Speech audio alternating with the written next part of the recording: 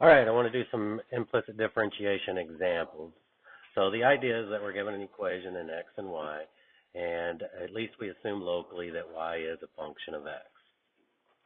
All right, and so what we're going to do is we're going to find y prime uh, following doing the following steps. So we take the derivative of both sides, d dx of both sides. Anytime we have a function of x, we differentiate it normally. If we differentiate a function of y, we also differentiate it normally, but we multiply by y prime. And just remember what we're really doing is using the chain rule there, and that assumption that y is a function of x. Now this will be our step one right here, just getting the derivative taken. And then once we have the derivative taken, we'll want to solve for y prime. The key thing is that equation will be a linear equation in y prime, so we'll just want to isolate it. And so the idea is to move all terms with y prime to one side, move all terms without y prime to the other side, and just isolate it. So let's look at some examples now. All right, so here's our example right here. And so like I said, we're just going to differentiate it on both sides.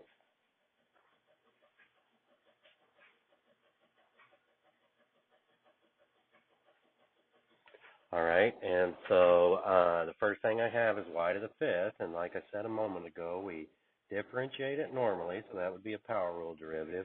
But since I differentiated a function of y, I just multiply by y prime. And then here I just have a function of x, so I just differentiate it normally with the power rule. Same thing over here on the right side. This is just a function of x, so I differentiate it normally. And then here I have 8y. I differentiate it normally, but the thing is, so the derivative of y we would think of it being 1, but since it's a function of x, it's 1 times y prime. All right, clean things up a little bit. So we got 5y to the fourth times y prime minus 6x is equal to 5 plus 8y prime. Like that. And so this is what I call the step one, where we've taken the derivative and we have it at least a little cleaned up.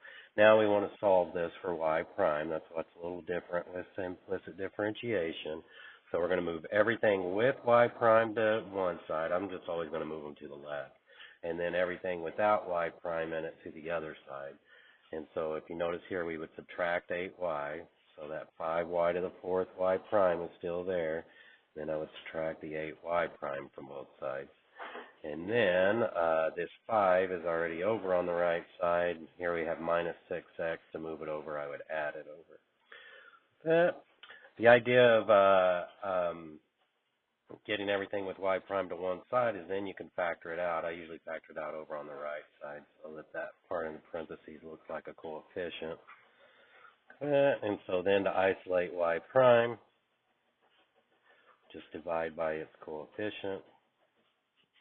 And here we have a nice, pretty representation of y prime. Bam. You're done. All right, so here we have another example. Take a quick look at it. The idea here is we're going to take the derivative on both sides again.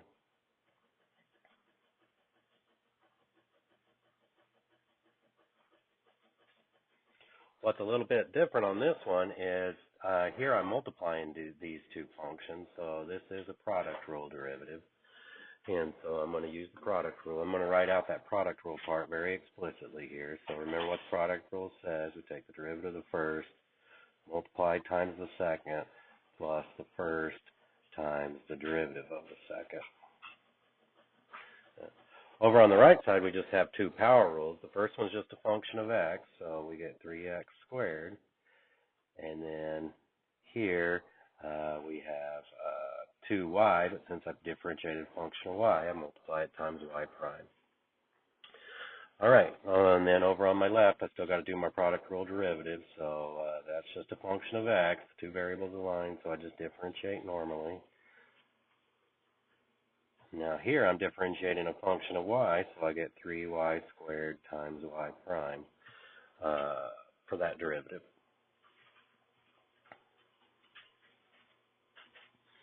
Let's see, got a little bit of cleanup there to do in the second term on the left, but not a whole lot, but just to have things as clean as they can before we solve for y prime definitely helps.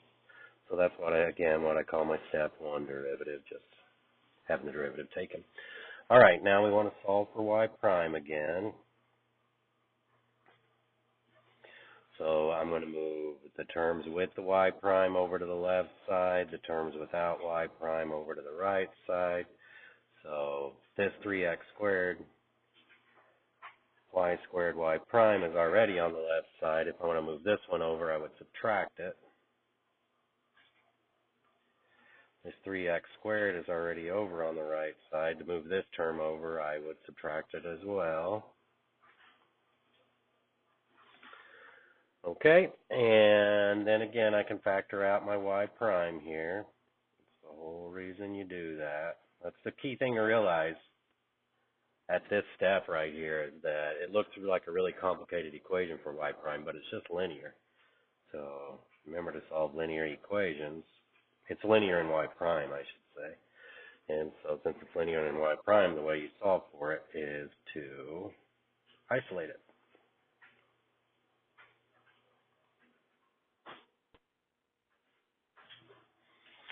All right, and so we end up with this picture of this representation of the derivative. I'm going to do a little bit more with it, because I like to factor derivatives. Hopefully you do too, but I like to factor derivatives. So notice in my top, I just have an x that factors out. So not a whole lot to do there in that numerator. And then down in my denominator, though, oh no, I thought we had more, but we just have a y down there. So we got 3x squared y minus 2. To me, it's just easier to work with things that are factored, so I like to factor them as much as I can, and it helps do stuff later as well. All right, let's do one more. That's a little bit more complicated, but this will be it. All right, so taking the derivative.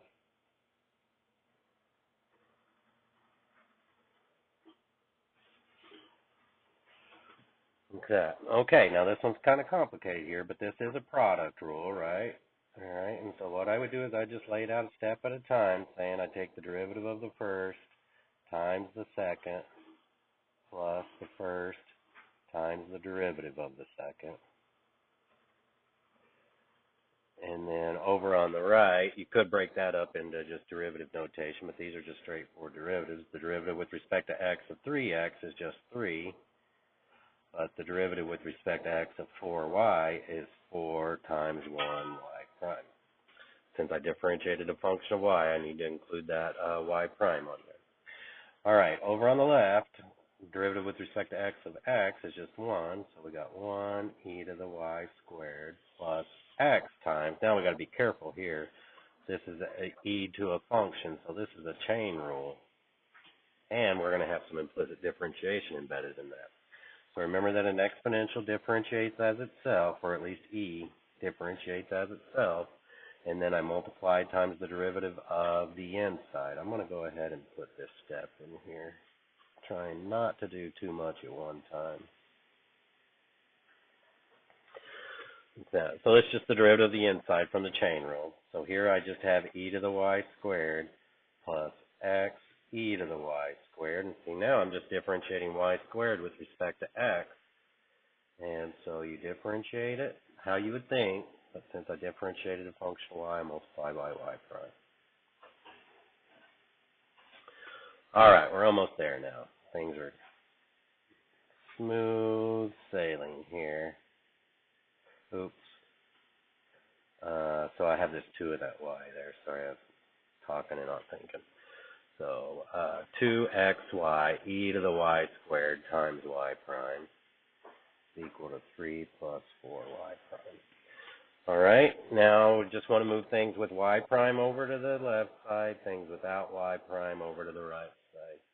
So, by the way, that's our step 1. Sorry, I just forgot to point that out. And so we have 2xy e to the y squared y prime minus 4y prime. Here we have this 3 over on the right side, and then I need to subtract that e to the y squared. Going to factor out the y prime there.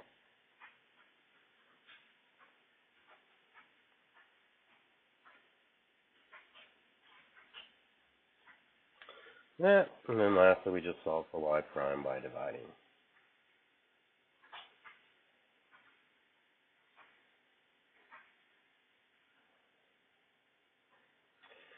And look at this beautiful derivative. 3 minus e to the y squared over 2xy e to the y squared minus 4.